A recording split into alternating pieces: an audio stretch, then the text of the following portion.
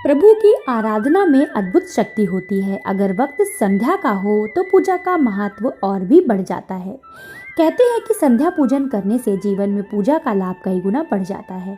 हालांकि संध्या पूजन में कुछ सावधानियां भी जरूरी हैं। नमस्कार मित्रों, स्वागत करती हूं आपका अपने चैनल अनुराधा सीरीज भक्ति सागर में।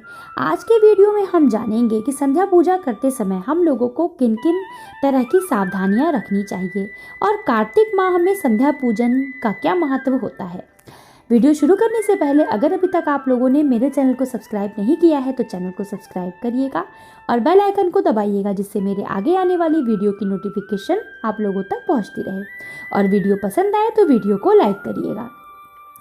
ईश्वर का ध्यान कभी भी किसी और भी व्यक्त लाभकारी और शुभकारी होता है। मान्यता है कि संध्या बेला में ईश्वर की आराधना का अलग ही महत्व होता है। संध्या बेला में पूजा करना बेहद ही लाभकारी माना जाता है। नियम पूर्वक संध्या पूजन करने से ब्रह्मलोक की प्राप्ति होती है। इतना ही नहीं, रात या दिन में जो विकर्म हो जाते हैं वे त्रिकाल संध्या से नष्ट हो जाते हैं।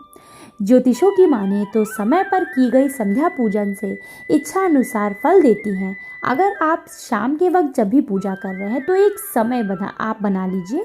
6 बजे है तो 6 बजे करिए, 7 बजे है तो 7 बजे करिए। अगर आप प्रतिदिन समय पर पूजा करते हैं, निर्धारित समय पर पूजा करते हैं, तो अगर आप अपने जीवन में ईश्वर से कुछ भी मनोकामना रखते हैं तो वह ज़रूर पूरी होती है। ईश्वर की आराधना में अद्भुत शक्ति है। अगर वक्त संध्या का होता है तो पूजा का महत्व और भी बढ़ जाता है। कहते हैं संध्या पूजन करने से जीवन में पूजा का लाभ कई गुना बढ़ जाता है।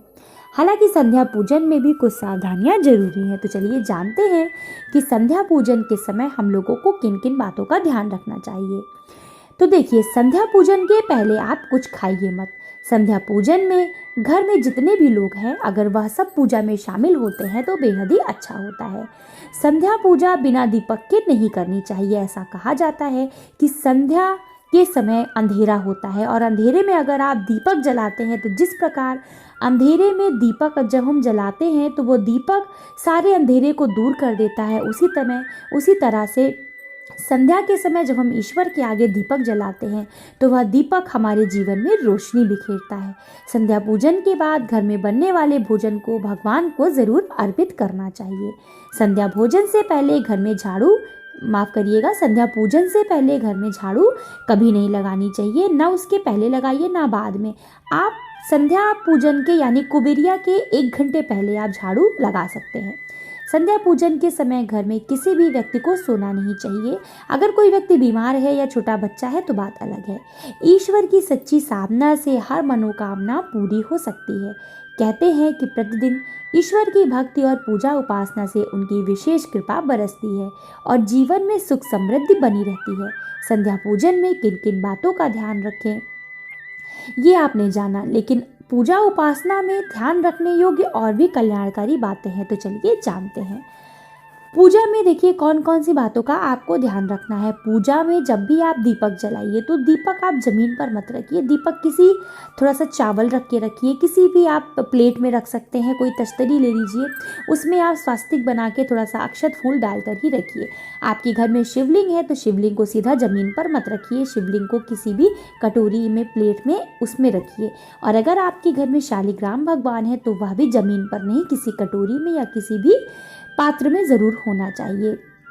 अगर आपके घर में कोई मणि है या फिर देवी देवताओं की जो मूर्तियां हैं, शंख है, इन सबको ज़मीन पर कभी भी नहीं रखना चाहिए। या फिर कोई लाल कपड़ा बिछाकर उस पर रखिए या फिर आप किसी प्लेट में या कटोरी में ही रखिए। अगर इसके लिए आपको देखिए क्या करना है, एक कपड़ा बिछा लीजिए और किसी ऊंचे स्थान पे इन चीज़ों को रखना चाहिए। ध्यान रखिए, जिस समय हम लोग पूजा कर रहे हों, आपके घर में मंदिर जहाँ पर भी हो, मंदिर में आपको ध्यान यह रखना है कि जब आप पलथी मारकर बैठिए तो आपका पैर सीधे भगवान की तरफ नहीं होना चाहिए। मतलब भगवान की ऊंचाई हमारे पैर से थोड़ी सी ऊंची होनी चाहिए।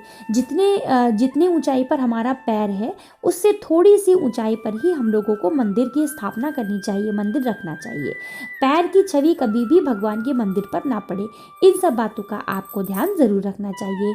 दिन भर की भागदौड़ के बाद शाम को जब हम अपने घर में पूजा उपासना करते करते हैं तो हम लोगों का मन खुद ही शांत होता है, निर्मल होने लगता है, नींद अच्छी आती है, हम लोगों का व्यवहार भी अच्छा रहता है। और अगर यह सब अच्छा रहेगा तो ईश्वर की कृपा हम लोगों पर ज़रूर बनी रहेगी। अगर आप लोगों को आज की जानकारियाँ अच्छी लगी हो, वीडियो पसंद आया हो तो वीडियो को लाइक करिएगा और लोगों में शेयर करिएगा। इसी के साथ मिलते हैं मेरे अगले वीडियो में, तब तक के लिए जय भोलेनाथ।